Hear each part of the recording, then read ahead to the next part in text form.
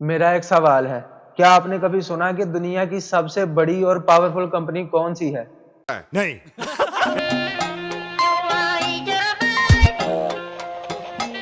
BlackRock. BlackRock. यकीनन आपके दिमाग में सबसे पहला ख्याल आया होगा एप्पल, गूगल, अमेज़न या टेस्ला वगैरह। लेकिन इनमें से कोई एक कंपनी भी नहीं है। हो सकता है आपने इस कंपनी के बारे में पहले कभी सुना ही ना हो। जी हाँ, आपने बिल्कुल दुरुस्त सुना। इस कंपनी का नाम ब्लैक रॉक है। ये कंपनी पूरी दुनिया में मौजूद तमाम ममालिक और ग्लोबल इकोनॉमी को कंट्रोल करती है।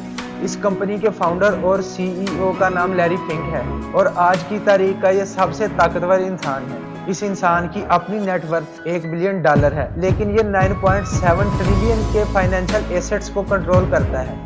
ये अमेरिकन मल्टीनेशनल कंपनी 1988 में सिर्फ $5 मिलियन से शुरू की गई थी और 1994 में इस कंपनी के एसेट्स तकरीबन $20 बिलियन के हो गए थे। इस कंपनी के पोर्टफोलियो में 800 से ज़ायद कंपनियां शामिल हैं, यानी कि इस कंपनी ने 800 से ज़ायद कंपनीज में इन्वेस्ट कर रखा है, यानी कि इनके शेयर्स को ओन करती है। इवन कि इस कंपनी ने एप्पल, अमेज़न, टेस्ला, माइक्रोसॉफ्ट और इसी तरह के कई बड़े बड़े बैंक्स के भी शेयर खरीद रखे हैं।